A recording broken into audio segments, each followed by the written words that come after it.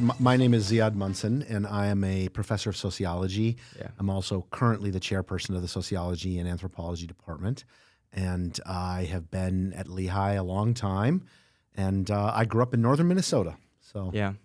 I thought that was something neat that I was doing research on you, and we're both from the Midwest. I'm from Chicago land area. I grew up in Lincoln Park and moved to the suburbs, but I was wondering if you played hockey or because you're from Duluth, right? And that's a huge hockey area, and yeah. yeah.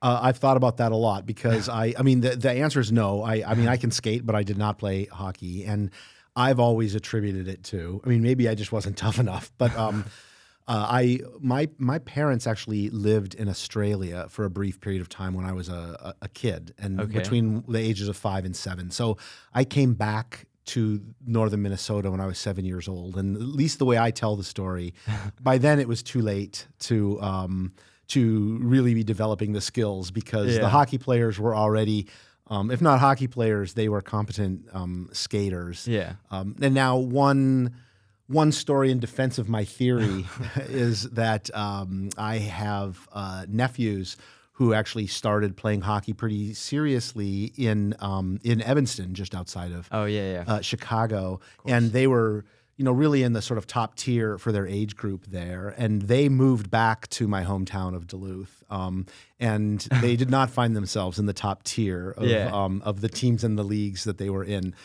So there definitely is a difference in the environment there. But I always loved hockey. I grew up going to college hockey games with the UMD, University of Minnesota Duluth Yeah. Bulldogs, and I still follow college hockey to some degree because of that. Yeah, it's always neat. In the culture there, you have to start playing at like 3 years old. So you were already 4 years behind when That's you right. got there. I was really behind. Yeah. So I guess I'm kind of wondering like how you get from Duluth and then you end up going to University of Chicago for sociology. Like what kind of got you interested in sociology? Is it just the different cultures you were exposed to when you were young, or? Well, I would say the answer to you asked two questions, sort of Yeah. how did I end up at the University of Chicago, and then how did I end up in sociology? And the answers are different. So, Okay. I mean, do you want me to do both or Yeah, one or the go other? ahead. I mean, the University of Chicago was something that I somehow got in my head as a young adolescent. I think because I had read a number of books that were by professors at the University of Chicago. And I had also learned, I don't know where, but I had learned that Chicago prided itself in having very small classes and having faculty rather than graduate students teaching the bulk of their classes. Mhm. Now, that's probably true in a lot of places, but I mean, I knew of it from the University of Chicago. And so I had always wanted to go there. And that always meaning like since Yeah. in my early teens. And so that was my dream school. And I just applied and was accepted, and that's where I went. I did not go to study sociology. I was and continue to this day to be pretty committed to the liberal arts. I did understand what the liberal arts were. And so I wanted a liberal arts degree. I wanted the best liberal arts degree I could get, and I thought I could get it at Chicago. In terms of majors, I thought I was going to major in political science. And when I got there, the reality was, for whatever reason, the political science classes were quite a bit bigger than my image of, Yeah. that I had spent years thinking about in going to the U of C. And so one night, and I still remember this, I sat down as a first-year student, and I had the course catalog. And, back in the old days, a course catalog was a printed book, a paperback book, right, where everything was, Yeah. every class that the university offered was there. And I literally took a highlighter and I went from A to Z throughout the entire catalog for the entire university, and I highlighted every single class that sounded interesting to me, whether it was in political science or whether it was in biology or, geology or whatever it was, Aramaic. And I don't want to quite say that I then went back and just counted up the number of highlights in each department, but I did something kind of like that. And I realized that there was this thing, sociology, which I had never really heard of, which is to say, I mean, I'd heard the term, but I didn't know what sociology was. Yeah. And so I said, well, if that's where the majority of classes I want are, maybe I should major in that. And that's what I did. Yeah. So you said that you were like reading books before you went to Chicago, and there was a lot of authors that came from University of Chicago. What did you think was so important about like reading books at a young age? Something that like maybe my generation does less of now, right? And like how did that like pique your interest in going to University of Chicago? Well, first of all, my options were much more limited in Yeah, terms yeah, of it's different now, how I'm right? going to read. Yeah, I mean, we didn't have the internet before I went to college. The internet came around when I was in college. Yeah. So, as a teenager, my choices were read books or read paper magazines or the newspaper. Yeah. And if you didn't want to do that, then you were watching TV, and those were kind of the options for Yeah. media consumption. Books. I did all of those things. I mean, Yeah. I wasn't. I wouldn't. I guess I was probably a nerdy kid in lots and lots of ways. Yeah. But I don't know that. I met, my generation, Gen X. Yeah. We just read a lot more books, and to this day, one of the things that's lost in not reading books, I think, is number one, the depth and complexity with which different things can be explored and discussed is just better in a book because of how many pages there are and how much information Yeah. you can communicate in those pages. And so I have no problem at all with, people learning how to do things, consuming media of a variety of kinds and so forth. But, there is no YouTube video, no matter how long it is, that's going to give you the depth of knowledge or allow you to grasp the level of complexity that you can grasp in a book. Yeah. I mean, I didn't think that at the time. When I was a teenager, Yeah, you you just weren't- read what's yeah. there. Like that's me, Professor me talking. But yeah, I mean, I read books. I read fiction and nonfiction, and I was interested in current events, so I read books related to current events. I was interested in philosophy and things like that. So I read books like that when I was in high school.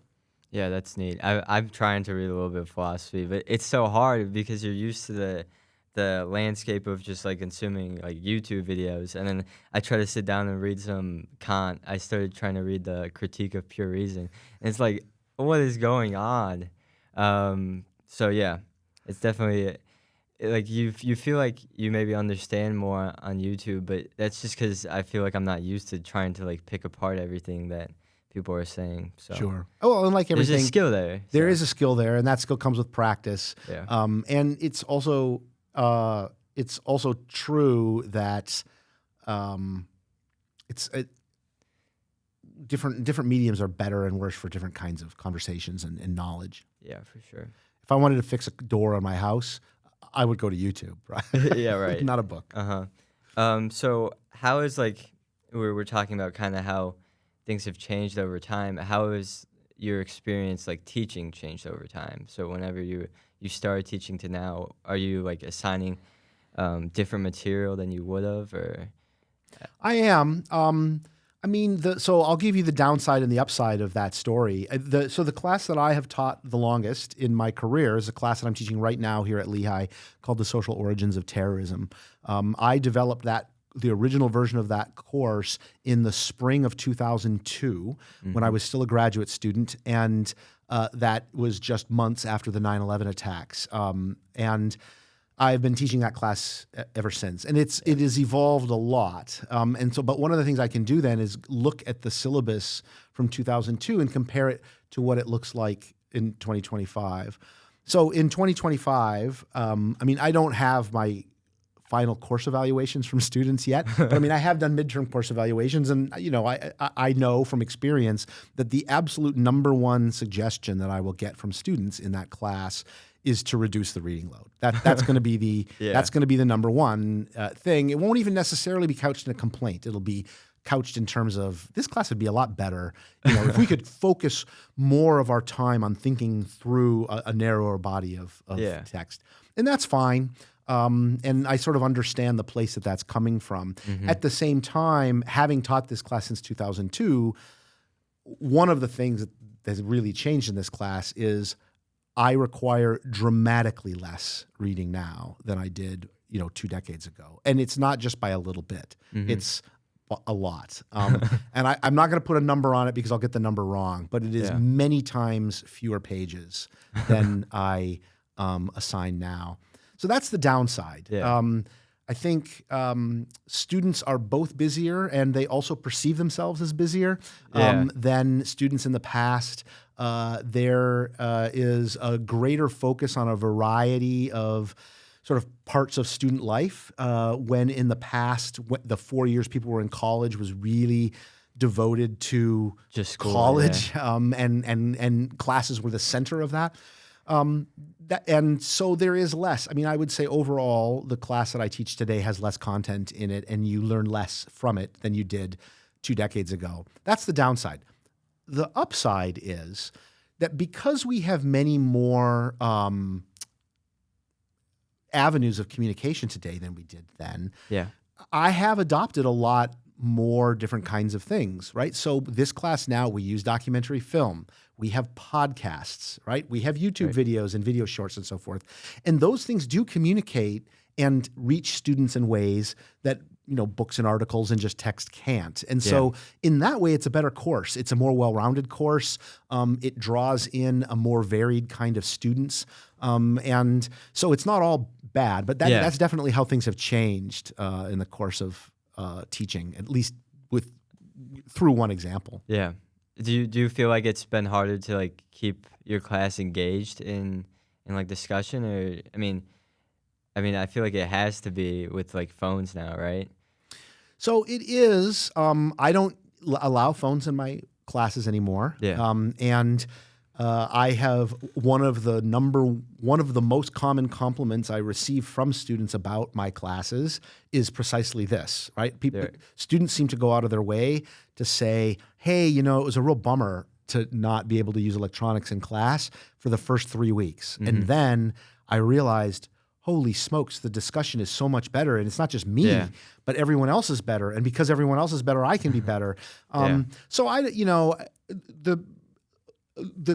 the tethering to our phones has taught all of us, and it's not a generational thing. I actually think older people are worse at this, right? But it has limited our attention spans and made it more difficult for us to pay attention and so forth. But my experience is that the students who are in my classes want to be there by and large. They're interested in the topics by and large. So I don't really find engagement to be a major problem. Okay. I guess I'd leave it at that. Yeah. So I guess shifting kind of to more like what you teach, I kind of was just wondering if you could give me like a broad perspective. This is a very broad question, so I'm sorry. But like, how do social movements start, and like how do some of them like fail? I know that's a large question to answer, but I guess like what advice would you give to someone who'd be like trying to start a social movement? Yeah. Yeah.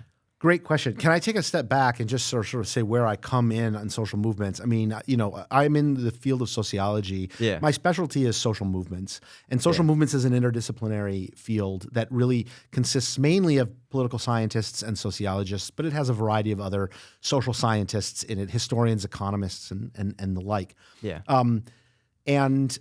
So that's what my research is on. And I also teach a class here at Lehigh called Social Movements, in which I answer your question like over a semester. So, so that's all to say. It would take me at least a semester to adequately answer your question. But I mean, have to do it in like 5 minutes. Yeah. I mean, as we sit here, I would say, let's phrase it in terms of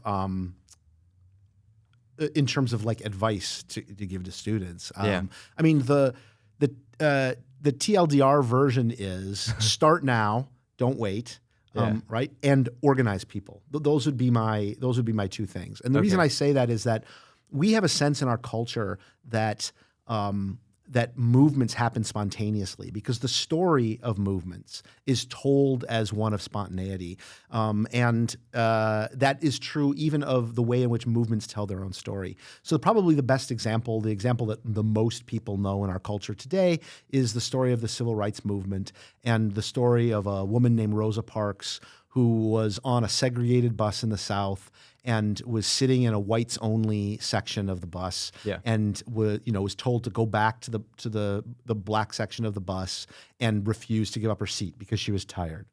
And that then sparks the civil rights movement. That's the way the story is told. Yeah. And other than there was a woman on a bus named Rosa Parks, almost none of that story is true, right? I mean, the reality is that Rosa Parks was a seasoned civil rights activist and organizer that was central in organizations for a long time. They had talked endlessly in an organization about this event that they were going to use.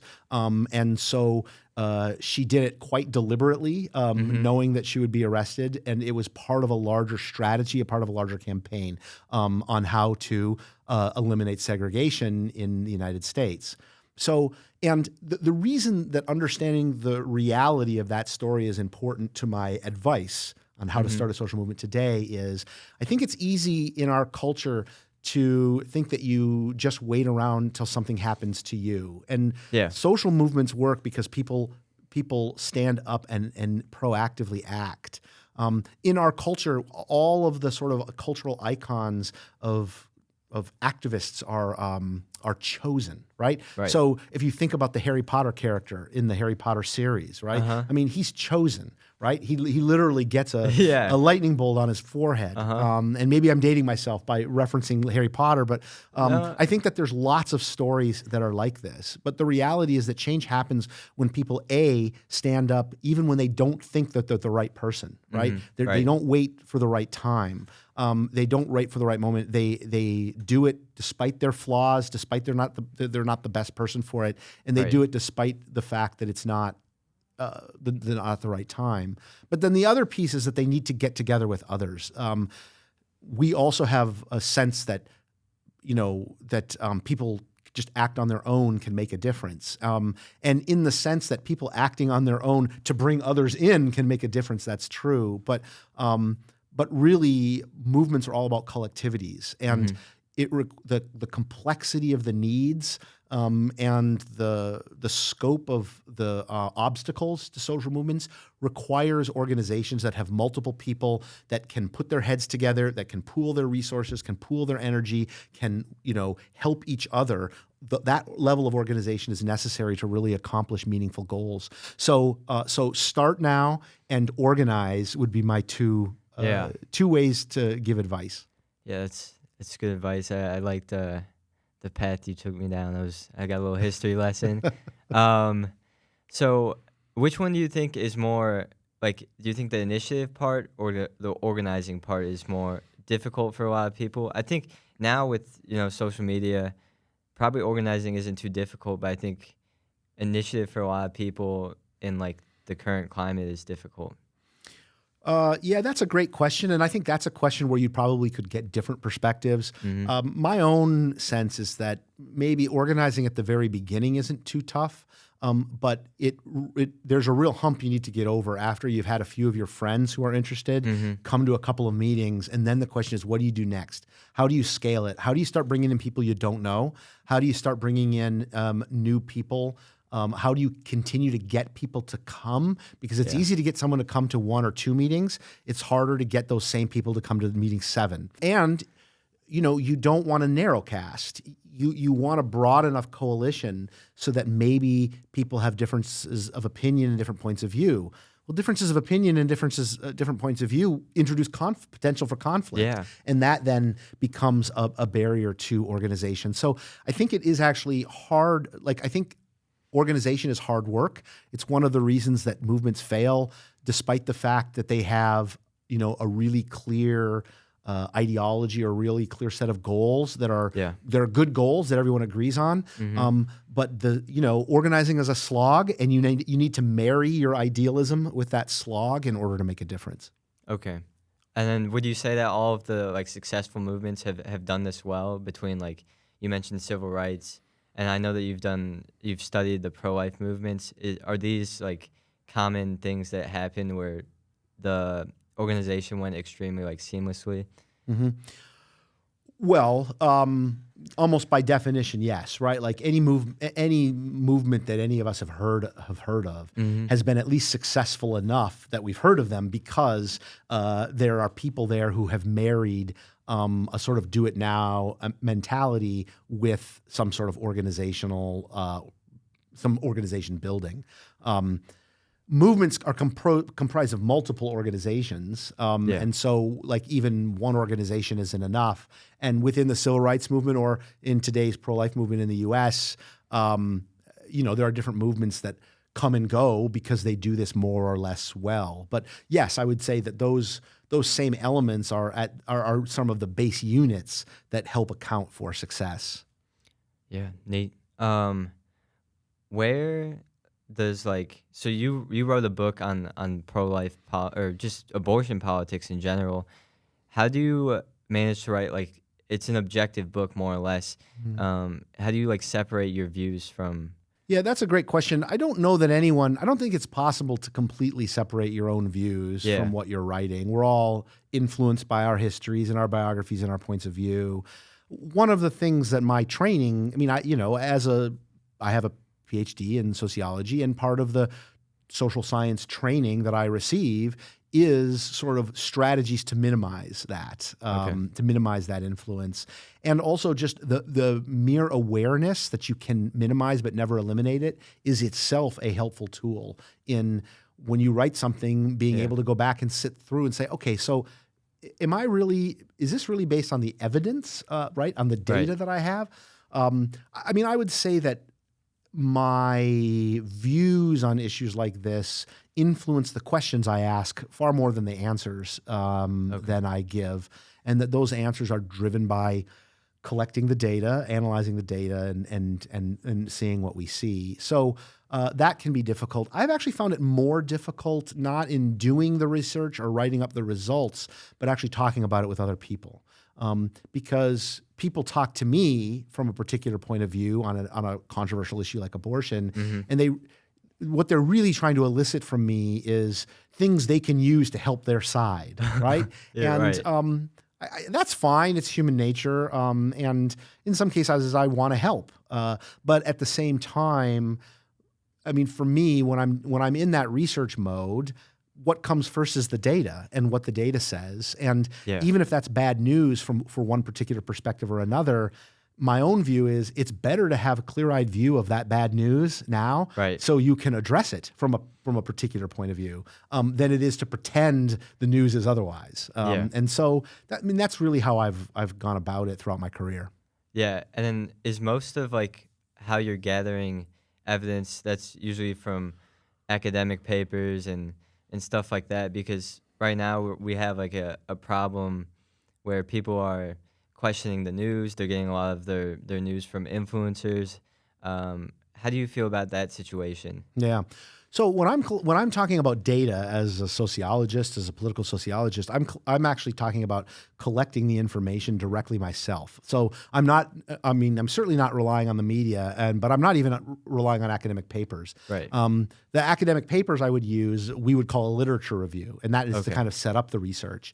But when I'm doing the research, I'm actually doing the numbers. So I'm not just analyzing the survey myself. Yeah. I'm writing the survey questions, and I'm overseeing sort of who answers those questions. Right.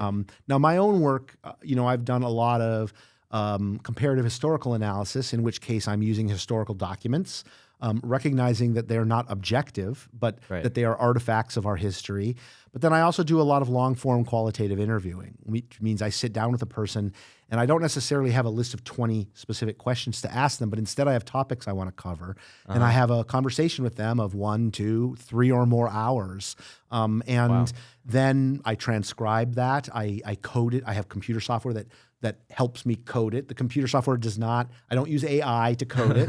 It's not the computer coding it. I'm coding it. But it's customized to make that a manageable prospect. And so then from that, I am finding themes, finding similarities and differences, and that data then allows me to say something about whatever questions I might have in any particular study. Right. So you're pulling from your own data. That's it's Yeah. definitely the way that you probably would want to do it. Yeah. But how do you feel about where a lot of students are getting their information from? Is it dangerous? Has it been productive? Maybe do you think that now that so much is online, do you think that students are more educated about politics, or do you think that maybe when you're talking in the 2000s, were they just as educated? They were just getting their information from books, or I guess online and newspapers. Yeah, that's a good question. So I don't. Number one, I mean, I'm not an expert in where students today are getting information from. So, so I hesitate to sort of pass judgment on that. I actually think that my view of this is a little bit different than the common way in which it is set up, right? I mean, the common way in which it is set up is this idea that, there are sketchy news sources, they have biases, and yada, yada, yada, and you have to worry about this. I mean, that's an issue. It's clearly an issue. But I think the more fundamental problem is that, and this has been true for a much longer period of time, which is that our consumption of media in general has collapsed the distinction between news and information on the one hand and entertainment on the other. Yeah. And so now the only way anyone finds out anything about anything, and this is not just college students, it's really everyone, is it has to come in an entertaining medium. Right. And the reality is that there are just some topics that are more entertaining than others. There are more ways of thinking about an issue that are more entertaining than others, and that means some really important information is lost. Yeah. And so that's the piece I worry about, is not whether or not the TikTok influencer is biased, but the fact that everything has to be in the form of a TikTok really limits what can happen in a discussion. I will say one of the things I have noticed in my teaching is among students is that their vocabularies are not as wide as students when I began my career, and I think that does come from not reading a lot of books. Yeah. So it used to be pretty common to, and I did this all the time myself. I still do it to some extent, to have students mispronounce words. And the reason that they mispronounce words pretty commonly is because there's lots of words that they had read a number of times, but they had never heard out loud. And so they're using the word and they're mispronouncing it. And I did the same thing. Today, I think that that's actually much less true, and I think that the vocabulary has narrowed. So just to give you for example, in the last exam that I gave, I was asked by a student what the word ambiguity meant. And besides the irony of not knowing that, right? I mean, it's that, like, it wouldn't have occurred to me that a student wouldn't know the word ambiguous or ambiguity. It does have a lot of syllables, but I don't think of it as a fancy pants word. And I think one of the things that is lost by not reading widely is you just don't encounter the same number of words as you did before. Yeah, exactly. And I don't know that you need to know all those words necessarily, but it sure makes it easier to understand what someone is saying or thinking or writing if you know the words they're using. Yeah, because the words in like so many books, they're chosen so carefully, and it's a shame if you can't understand it. Right? Yeah, exactly. So yeah, I mean that I'm having that struggle when I read these books. Yeah. So yeah, but I think I agree with you when you look at like influencers, it's not necessarily the content or the data, it's entertainment, right? So like it's more entertaining to hear someone like talk about like some outgoing like interpretation. I mean, just to give you another example, right? When I teach Introduction to Sociology, and it's been a number of years since I did that class. I'll do it again soon. But but my cultural reference is going to be a little dated because it's just a few years old. But I always did a quiz early on in the class, and there were only 2 questions on the quiz. And question number 1 was name all the Supreme Court justices that you can think of. That was question 1. I think I could do that because I'm taking a law class. Okay, good for me. But I'm not gonna. I can't. You're not gonna do it on I will actually. Wait. Okay. Wait. Ketanji Brown Jackson, Amy Coney Barrett, Kagan, Sotomayor, John Roberts. Wait, what am I at? 5. Clarence Thomas. I'm at 6, right? Okay. All right. I already named all the liberal judges, right? Oh, you want me to give hints now? No, There's no, no no, hints no, in never the. mind, in never the- mind. Okay, no hints, no hints. I'm taking business law, so she would be very disappointed in me. Let's see. So, did I say Kavanaugh yet? You have not. Kavanaugh, Alito. That's another one. Well, I'll tell you what. I'm going to give you a score of 6 because that's where you sort of started. You wouldn't have had time to read the other ones, right? And that's way better than the average student in Introduction to Sociology does, which is the average is somewhere between 1 and 2. But I haven't gotten to question 2 yet. Let's see how you do on that. Okay. Question 2 is name all the Kardashians that you can. Okay, so Kim Kardashian. Maybe Chloe. Is Chloe one? I feel like Chloe's a name. Well, okay. So I'm not up on my Kardashians either, but no, I can tell you that you are not like most students taking an introduction to sociology because the average the last time I taught the class was somewhere between 4 and 5, right? And so I didn't even know there were that so many. the Kardashians, right? I mean, they're famous for being famous. That's their primary call to fame. And they're some of the original influencers and TV personalities. They're entertaining. And so people know them. The Supreme Court justices have this profound effect on all things big and small in our society. People don't know, even students at an elite university like Lehigh don't know even who they are. And that in itself, the fact that you can name some people and others is not a problem. Like, it doesn't really matter. But it reflects a sort of larger issue in which, people can, if people know a Supreme Court justice, it's going to be Ruth Bader Ginsburg. Why? It has nothing to do with her politics or her jurisprudence. It's because she became a cultural icon that was entertaining. It involved clothing. It involved memes online and so forth. And so that's where the problem in this lies is the collapse of entertainment and information. They're really. I think they're really starting to come together, and people are just going out of their ways to make kind of outrageous takes, and it's entertaining to people, right? Yeah. And then you can go up to your friends and you have you heard of this? Right. Did you know about this? And obviously, people need that in their conversation because I feel like it makes it more interesting, right? Right. It does. It does. It definitely does. And I mean, I would like to live in a world in which, a dinner conversation about whether if you had one superpower, would you pick flying or invisibility? Like, that's a fun, entertaining topic that I want to engage with, right? Yeah. Like, I think that would be fun. But I also want to live in a society in which people know enough about the impact the Supreme Court has on the day-to-day lives of regular Americans, that they are motivated to vote and motivated to know about policy issues in ways that are impacted by the court. And we can have both of those things.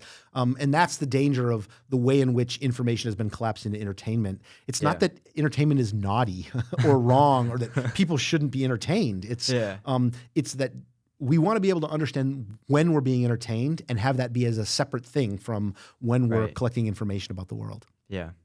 Okay, so can we shift over? You mentioned the Egyptian Muslim Brotherhood, I think. Okay. And I was just interested in what that's all about because I don't really know anything about. Because actually recently I started reading the Bible because I was never raised super religious. So I just thought it'd be interesting to read. Start reading some religious texts. I was wondering if you could give me how you got interested in that. So that's a great question. I wrote my master's thesis about the Muslim Brotherhood in Egypt.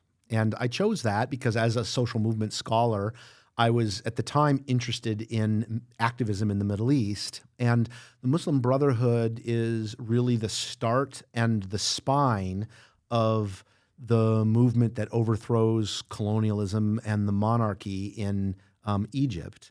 But then it is also the original progenitor of essentially all Islamist and jihadi groups worldwide are, splinter groups of the Muslim Brotherhood in Egypt, or splinter groups of splinter groups, or splinter groups of splinter groups. I mean, by this time we're many generations beyond, and the groups today look nothing. Their ideologies look nothing like the Muslim Brotherhood. Their tactics look. There's no resemblance, but they are where it all started, and it. The founder of the group is an Egyptian by the name of Hassan al-Banna, and he was an American educated teacher. He was a school teacher in Egypt who saw the way in which the colonial controlled monarchy in Egypt was not serving the people of Egypt, and he started a group, the Muslim Brotherhood, the Ikhwan. To try to change that, and his innovation at the time, and this is by the time I'm talking about it's the interwar period between World War I and World War II. So we're talking about the 1920s and 30s. His innovation was, everything we do these days is secular, and we talk about nations and governing as if it has nothing to do with our faith or our values. And so what would really make this better is if we thought about Islam, which is the dominant faith tradition in Egypt. We thought about Islam, and we centered Islam as part of this. And so that was a very successful movement, right? And it contributed to pretty dramatic changes in Egypt over a series of years. The splinter groups have taken it in directions that El-Banna would have never been happy with in any way. But that's the way I got interested in it. Is I was interested in something in the Middle East that had really made a difference. That was really important to understanding politics today. And there had been one book written in English about the Muslim Brotherhood before I did my research, and it had been done many decades before by an American named. Actually, I'm not sure he was an American. He might have been British, but a guy by the name of Mitchell, who died. Actually, he died young in a car accident in Egypt. But no one had really done the kind of research or asked the questions that I wanted to ask about the group, and so that's what I did. Did you see any similarities or people who might have taken inspiration from that movement in movements today, maybe in America or? Well, I don't know of many well-known American movements that have taken inspiration from any Muslim movement in the Middle East. So I mean, I guess the short answer would be no. I guess how are they different? Like what are like the extreme? I'm not talking about like a movement that would be supporting like Islam, right? Mm-hmm. But like just like the formation, you said it was unique because it was religious instead of like secular. Well, certainly its ideology was different. So, I mean, I guess the answer to your question is I'm not sure they are unique. I mean, I think one of the reasons that I was interested in them was to look for uniqueness, and I didn't find any. I mean, I think one of the punchlines of my research is there is a tendency to want to treat different movements as being fundamentally different kinds of things in the world, when based on their ideology, when really they are the same thing. And what determines success or failure for the Muslim Brotherhood are going to be the same things, at least analytically, at least in the way we study them, as what will determine success or failure of a movement in the United States 100 years later. Where you see this most acutely today is the way in which scholars and journalists too, but scholars is the ones I'm primarily concerned about. They want to study movements of the right wing in the United States with different tools, using different theories than the tools and theories they use to explain liberal or progressive movements in the United States. And much of the research I've done over the course of my career is designed around thinking about how that is a false dichotomy, that however dramatically different the worldviews of these people are, no matter how much they hate each other, no matter what I might think about the advisability of their perspectives on what a good world would be, what determines whether they succeed or fail are the same. right? Right. Having Yeah. to do with organization and resources and the resonance of the frames they use to sell their ideology and their connection to elites, and the way in which they interface with the political system. I mean, these are all the factors that matter, whether you're in 1930s in Egypt or if you're in 2025 in the United States. Yeah. So, what do you think about like the communities of a lot of people will say that they're spiritual, right, instead of like religious? Do you think that's problematic? Do you think that's do you think that's an actual movement? I mean, problem's the wrong word because I mean, I'm not in the moralizing business. I mean, Exactly. Yeah. I teach a class on religion and society, Mm-hmm. and one of the key concepts that we cover in that class is that religion really consists of three things that we often confuse, and it's the three B's. It's beliefs, behavior, and belonging.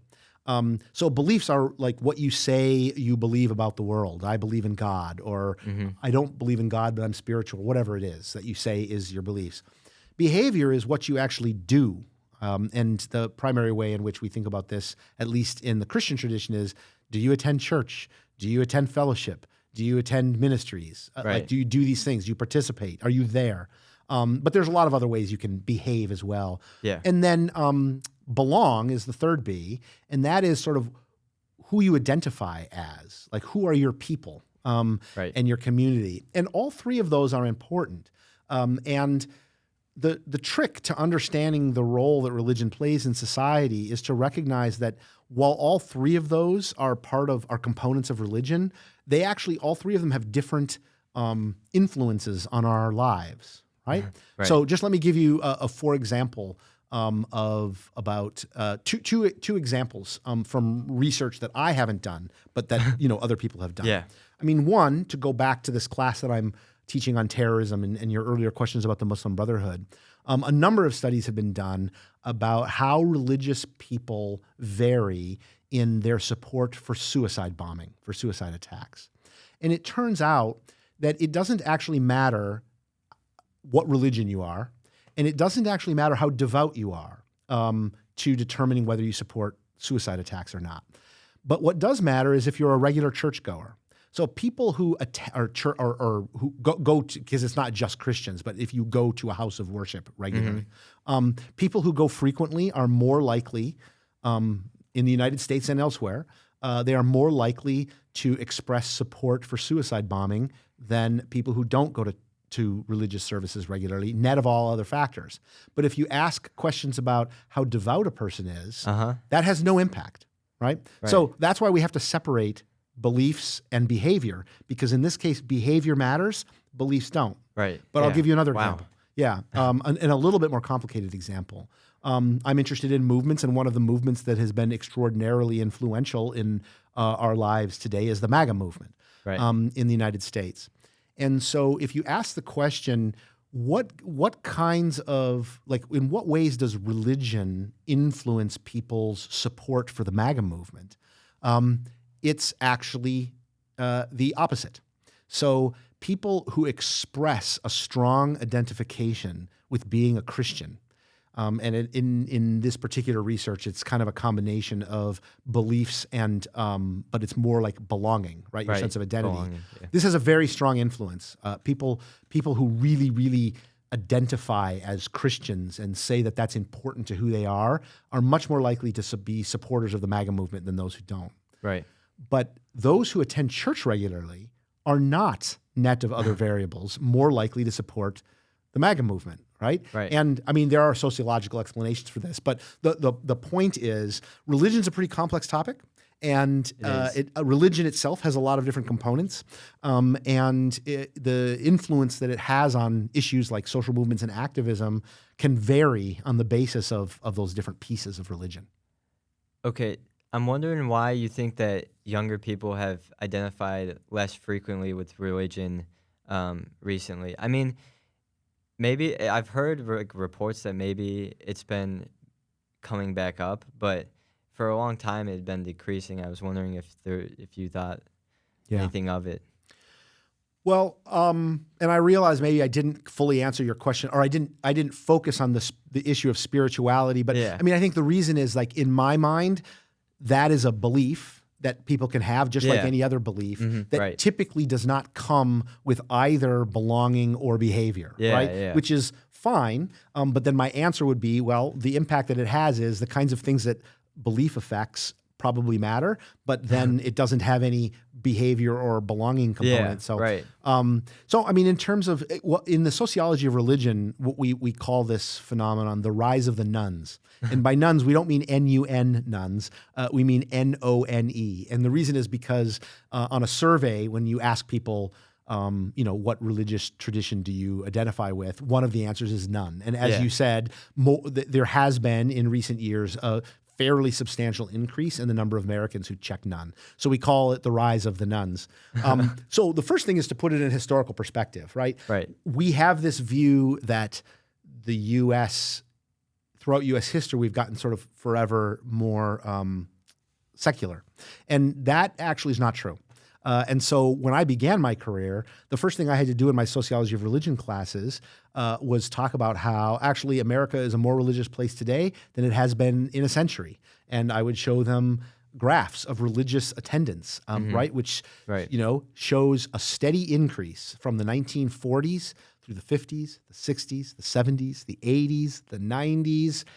Everything was getting more religious in some ways, certainly by religious attendance. It was only then, right, as I had sort of, after I had begun my career as a professor, that changed. And so when we talk about that change, we have to recognize that it's a pretty recent change. It's a pretty recent change. We don't know what the answer to the question is. Let me give you one hypothesis, right? My hypothesis is, and I don't have the data to prove this, but if someone listening to your podcast is a funder of research, I would be happy to get funding to actually conduct this research.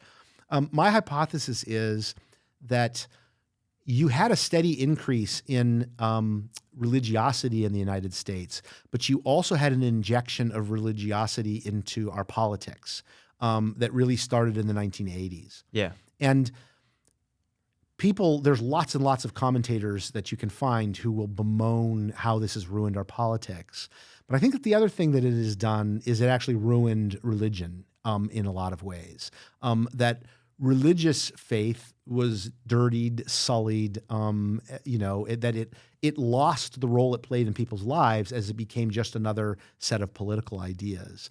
And so my own hypothesis is the rise of the nuns, particularly among younger people today, has a lot to do with the way in which they are turned off by the way in which people have instrumentally, in many ways, cynically used religion in recent decades for sort of Machiavellian political advantage, and that the separation between religion and politics that has been part of the values of our country for a very long time, that the lesson here is not that that separation protects our politics from religion, but that also it protects religion from our politics. Right. Yeah. Do you think that as America becomes like more ethnically, religiously, culturally pluralistic, do you think that has factored into like younger people having a hard time finding beliefs, like I guess like within their household and out of it? I feel like the communities are usually not as homogenous, I guess. So I wouldn't want to say that's not a factor. It clearly is. Mm-hmm. At the same time, I would apply the kinds of comparisons that sociology uses on lots of things, and compare different time periods in other time periods in American history where the country was getting less religious, and these don't necessarily correspond to when the country was getting more diverse. And so while it may be a factor, I think it's unlikely that it is the core factor, Right. just because we can see that pattern at other times and then also in other places where that increasing diversity isn't present. Yeah. I guess, yeah. I talked to a philosophy professor about this. How do you think that the media, a lot of right-wing media specifically, has been portraying higher education as liberal. Do you find that to be often true, or do you think that it's an issue? Um, yeah, I guess I want to hear your thoughts on that. Sure. Well, the other one of the problems with the polarized politics that we have today is that everything is a complex world is simplified and made, into this dualistic, right? Universities are liberal or they're Yeah. not, or like they're with us or they're against us. That is definitely not true. And so if the question is, do you find politically liberal ideas better represented on university campuses than in the population at large? The answer is unquestionably yes, right? Like, they absolutely are. And there's lots of good reasons for that. If the question is there any political diversity on campuses? The answer is absolutely. There is also yes, right? Yeah. And so it's in some ways it's a matter of degree, and there is also sort of a disconnect in this sort of attempts, and I think it's a very deliberate and strategic attempt to tar and feather and denigrate higher education as one of the institutions in society that has not been willing to fully fold to the political fashions of the time right now. I think part of that effort comes or is salient to people or resonates with people. They can use it on right-wing media outlets and so forth because so many of the viewers of that media have absolutely no idea what it's like day to day on a university campus. They have images of what's going on in the classroom that isn't true. And I often laugh that people think I'm what am I doing? I'm brainwashing students. I can't even get students to do the reading. So I don't know. Whoa, if I could have the power to actually brainwash folks. That's not the way higher education works. It's not what faculty of any particular political stripe are trying to accomplish. So I am not at all sympathetic with the claim that universities, are excluding ideas. Yeah.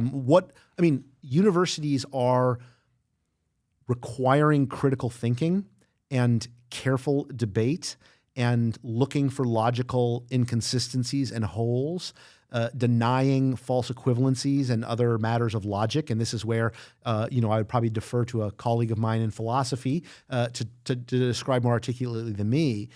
To the extent that an idea can survive that kind of scrutiny, I think higher education is open to it.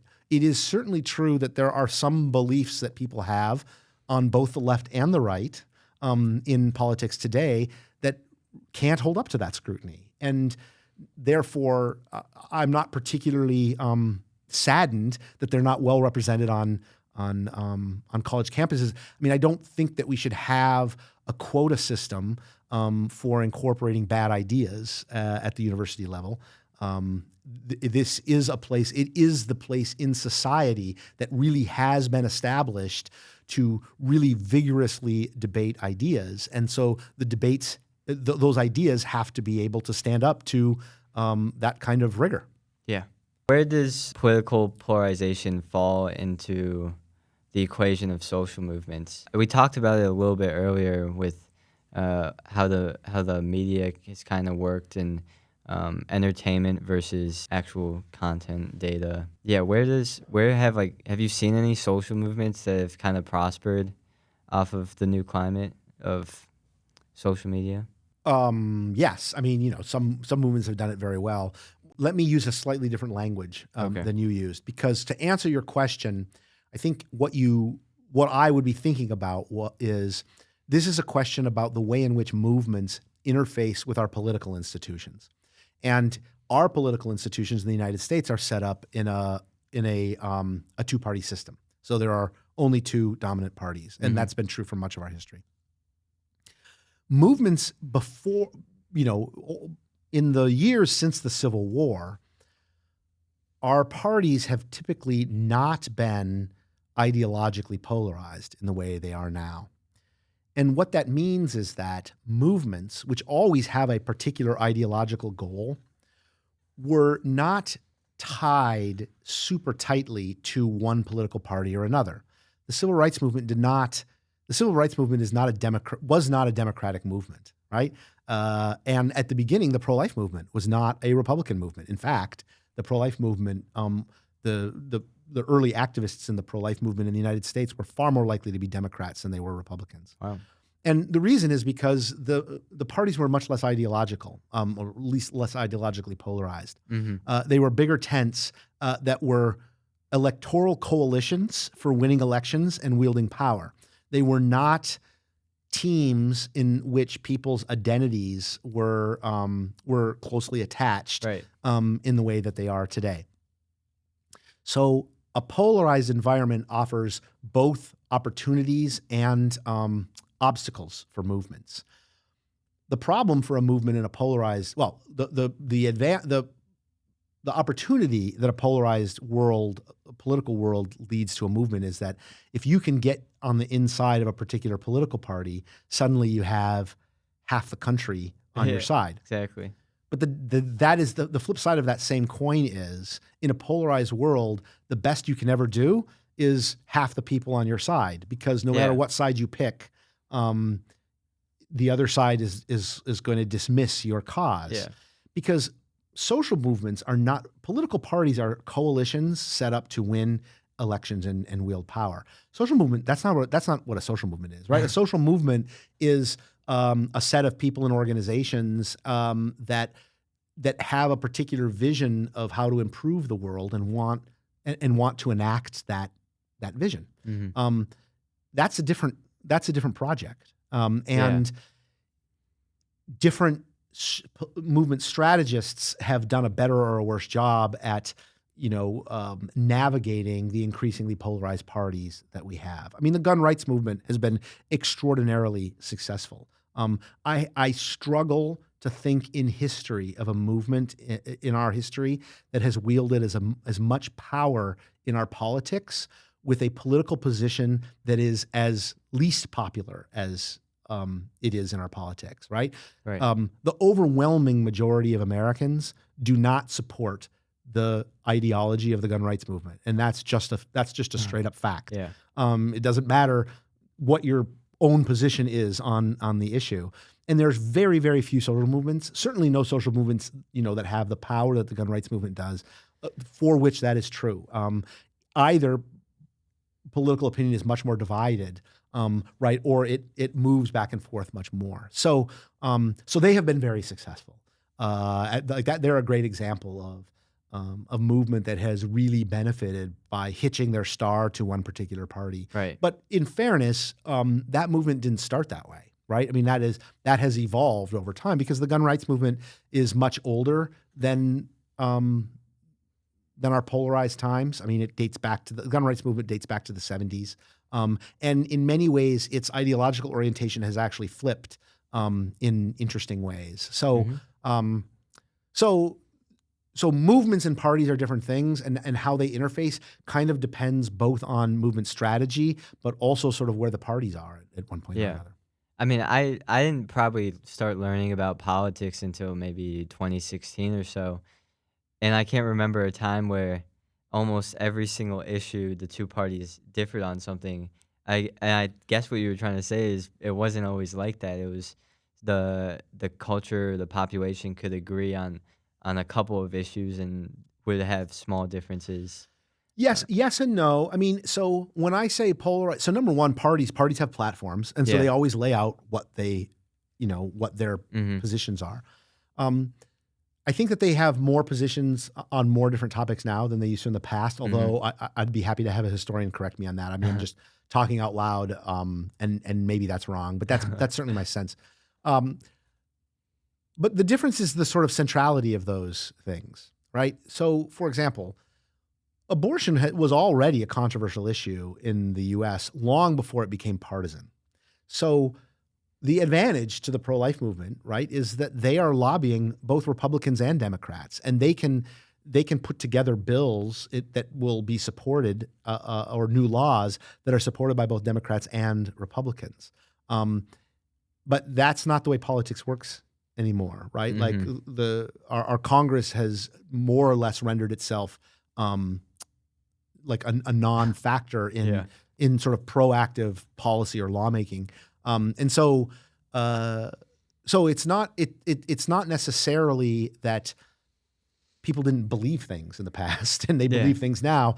It's more that these were bigger tents, and so even after the official party position of the Democratic Party came to be pro-choice and the official party position of the Republican Party came to be pro-life, there were many years when there were still pro-life Democrats and pro-choice Republicans. I mean, that is, these parties had a set of, party platforms, but you didn't have to agree. Like every single one was not a purity test of whether or not, you were a real Republican, whether you were a rhino or a dino and so forth. So that's the thing that's changed. It's not that people's opinions are more contentious now than they used to be. It's that the meaning and value we put on that contentiousness has changed.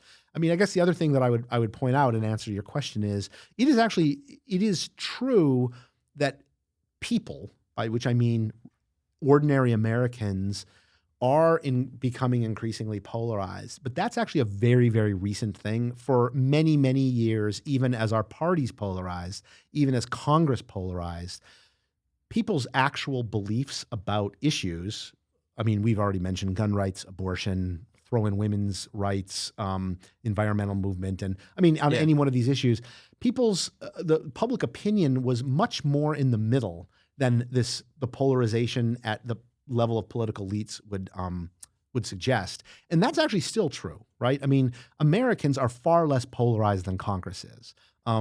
People's views on all of these issues are far more moderate than we are led to believe. And I think it's an important corrective to the way in which it's easy to be demoralized watching the news today. Yeah. That, like, on the downside is we've let this happen. We've let these people be in charge. But the upside is it can change because it doesn't yet reflect all Americans or even most Americans and the way in which they view the world. Yeah. I mean, I feel like the middle ground is definitely getting a little smaller because I feel like if you don't have I think there's maybe a growing population of independents, but I feel like the people who have like a set of views that are slightly on one side or the other, they eventually get like filtered out to be on the Right. full right or the Yeah. full left.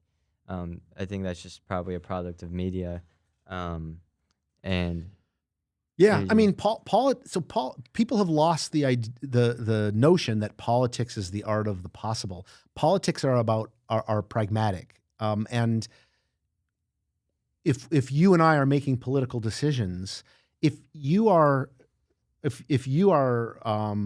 pro-life and I am pro-choice, we may never come to an agreement on that particular issue, and that's always been true. But what's changed is, in the past, we couldn't come to an agreement on that issue, and so nothing is done. But we can come to an agreement on the budget, right? Or clean water. But in today's world, we can't do that either because of this thing that really has nothing politically to do with the thing, right? Yeah. Because I would be violating my principles to even talk to you because we have different views on one issue. And that's all. I mean, that's all fine as a sort of moral perspective, I suppose, but it's not a good way to govern a country. Yeah. So I want to shift back over to education because I was trying to brush up on like my 1700s and 1800s Well, you're ahead of me then. academics. And I'm finding that there's so much discovered between Newton and a lot of theories from Kant. And I'm wondering when you think the golden age of education was. Like when was education like most productive? Because I want to know what your opinion on that is because I feel like we figured out so much in those years, and I feel like either we're not figuring out as much or it's just all towards like technological advancement. Yeah. Well, I'm not so sure that we are, um, that the pace of technological discovery or discoveries in general has gotten slower. I actually think it's expanded. I read somewhere recently that it's some astounding number. Like more than 95% of all scientists who have ever lived in the history of humanity are alive today, right? Right. Part of that reflects the fact that the the what is needed in order to make new discoveries to build on what we already know. I mean, this is so great. The resources, the intellectual resources, the material resources, the time and effort is Hmm. just right. So mammoth to send a spaceship to Venus as compared to like what Newton was doing. Yeah. And that doesn't make sending a spaceship to Venus more intellectually important or challenging, but it is a reflection that it requires managing of more complexity and more resources. Hmm. So I think that that's one of the things that has scaled over time. Yeah. It's interesting that you talk about a golden age. I mean, I was recently talking to a friend, sort of Doesn't like exist, what maybe. what period of time, what decade would you want to be born in to have seen the most amount of change in society? Yeah. Which is not you couched it in terms of education, but this is kind of the same question, just like for everyone. And at first, my thought was, I don't know, 1900 seems like a pretty good year, or maybe like 1860. Like the difference between 1860 and 1960 seems to be like a pretty mammoth one. Yeah. But at the same time, if we talk about the present age, or when, I was born, I'm a Gen Xer, as I said. I can't Hmm. believe that's come up twice in one conversation, but so I'm born in the 1970s, and there were there computers then? There's certain people didn't have computers. It's possible Yeah. the government owned one or two, Yeah. but like there would have been the number of computers in the whole world you could count on if you took off your shoes, certainly. And not only are computers ubiquitous, and that I have one. I mean, it's not just that I have one in my pocket in my phone. I mean, I have one in my watch. Right, I have a Right. computer that's, I'm sure, more powerful than the computers they used to land the spaceships on the moon. But more importantly, that the information and internet revolution that we were talking about earlier, the information revolution, has completely transformed our world. And in terms of education, it has completely transformed education. Because when not that many years ago, right before the internet revolution, the information revolution, going to college or even reading was primarily about information transfer, right? Professors knew facts that students didn't know, and Hmm. they would stand on a stage and they would give those facts to the next generation, and those students would dutifully write them down in their notes and practice them to kind of commit them to memory, and then Yeah. they knew them for the next generation. And that's how we transferred information. Now no one needs to do that. And Mhm. it's not that I don't necessarily, it's probably true that I know a lot more things than my students do, but the things I know, students can look up, right? Yeah. Like they don't need to come to my class. They don't not need to pay tuition to Lehigh or any other university to learn the facts that I know. Yeah. The information revolution has transformed education from being able to focusing on that to the need to learn how to sort through, right? Our problems have reversed, right? Mhm. In education before, Right. the problem was how do you get enough information? Now we are literally drowning in information. And then the question Yeah. becomes, how do you filter information in a way that is the most successful or the most useful for whatever you care about or whatever you want to do? So that's a pretty transformational change. I think that that's a dramatic change in what education is and what you need to get out of an education. It is certainly possible. No one knows, and no one knows if this will be a good thing or a bad thing. But I think that the AI revolution may be at hand. I'm not willing to say it is yet, but it may be at hand. And that will similarly really transform our relationship to information, and thus will transform education. Yeah. And I'm sure there will be downsides and upsides. I hope we can do a better job. I mean, the way in which social media and its continued lack of sort of regulation and so forth has really turned out badly for at least one, and now we're moving on two generations of people who have suffered from what like social media has done to our brains at 12 years old in school and so forth. Yeah. I hope that downside of the information revolution won't be repeated with the AI revolution, that we'll figure out a way to think about these transformations in ways that help protect people from the worst downsides of them. Yeah, I guess you asked this question, or you were asked this question. Did you ever come up with an answer, or was it actually 1860s to 1960s for when you'd want to live? Oh no, my answer was immediate. I mean, I want to be living now. Like Oh, okay. I think that sort of all things considered, but of Yeah. course I didn't live in these other periods, so I don't have.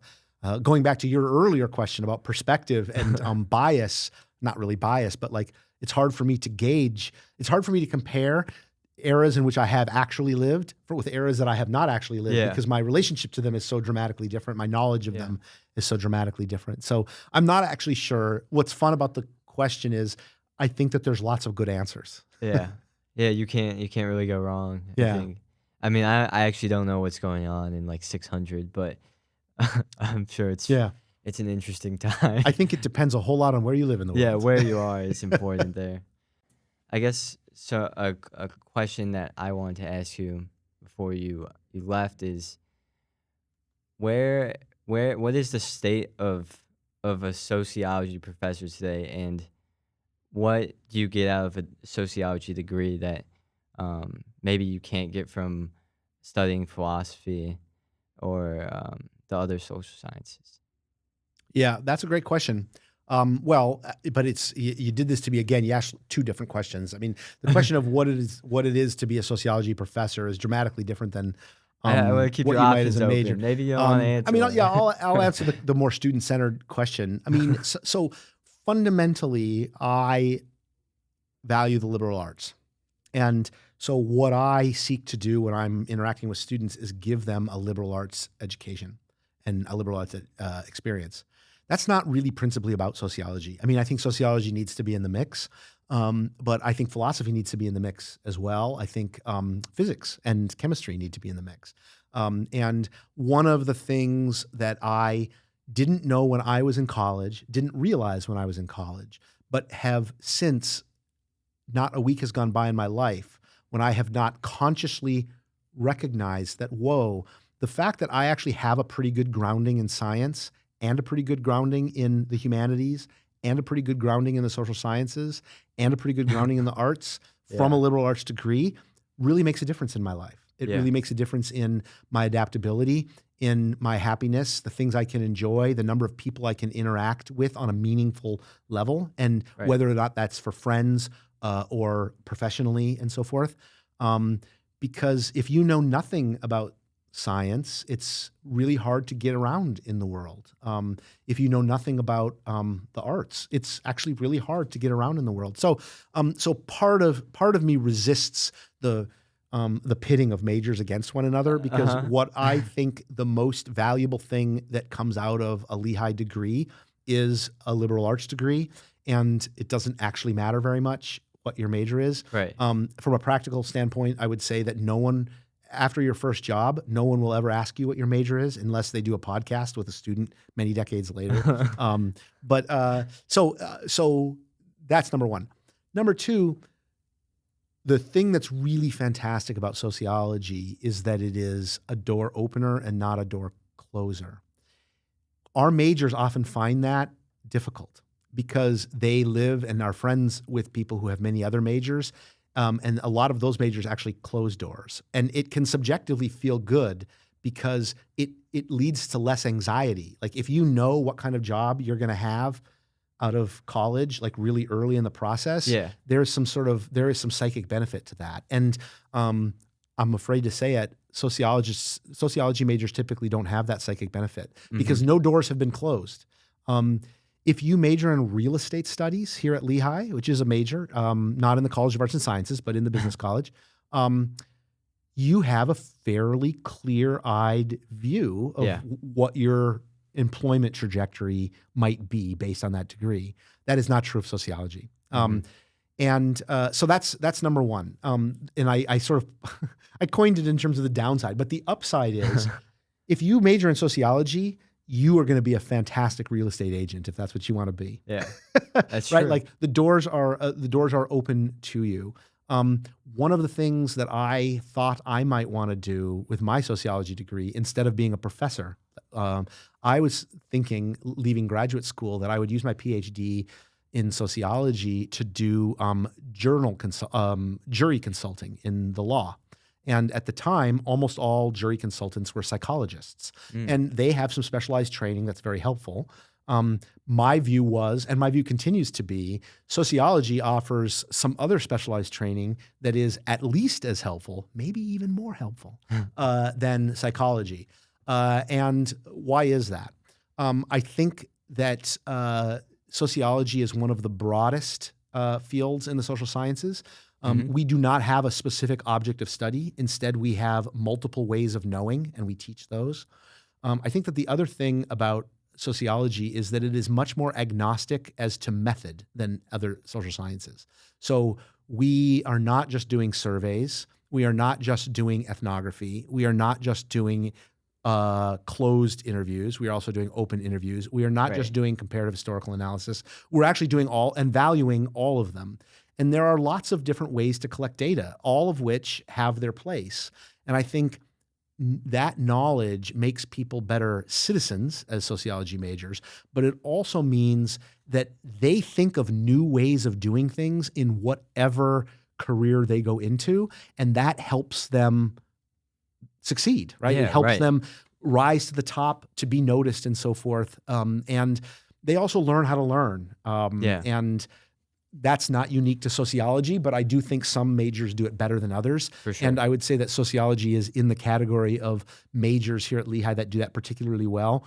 I think I know enough about you just from this conversation to know that you recognize that the world of the future is not going to look like the world of today.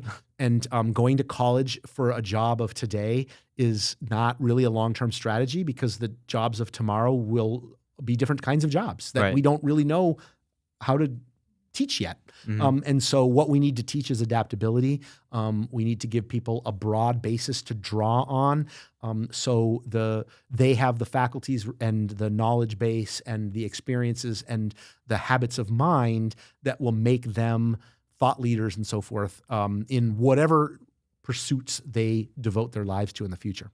Yeah, I think the how to think that it provides, the how to learn that sociology and the liberal arts in general provide is really important for keeping yourself grounded in today's society. And because if you learn engineering or business, there's stuff that you definitely lose out there with how to think, and you can kind of get lost in going through the motions. Even like comp sci, you're kind of just completing tasks in a way. That I think that like knowing why you're completing the tasks at least would be helpful, right? And this is borne out by the data. And I don't want to, let's not beat up too much on our friends and colleagues in the engineering college and business college. No, and so forth, that's me. I'm actually. I actually saw a graph recently on like, if you just care about the instrumental thing of like, how much money can I make? And the graph was if you look at the sort of earnings in the first 5 or 10 years out of college, arts and science students at Lehigh do terrible compared to the business college and engineering. Like it's night and day. But if you instead of graphing the salaries in the first 5 years, if you graph lifetime earnings, arts and sciences does much better on average than the business college or the engineering college. Yeah. And that's not because the business college and the engineering college is doing a poor job. It's just, this is the value of the liberal arts, right? Yeah. It's because over the lifetime you have to adapt and change in ways that are systematically aided by a liberal arts degree, and a technical degree, however much value it has, and it has a lot of value. It can't compete in that way. So like, if you care about how much you're going to earn over your life, and that's the only thing you care about, get a liberal arts degree. I think that's a good place to end it, actually. Okay. Yeah, thank you for coming on. Thank you for inviting me. It's been fun talking. Yeah.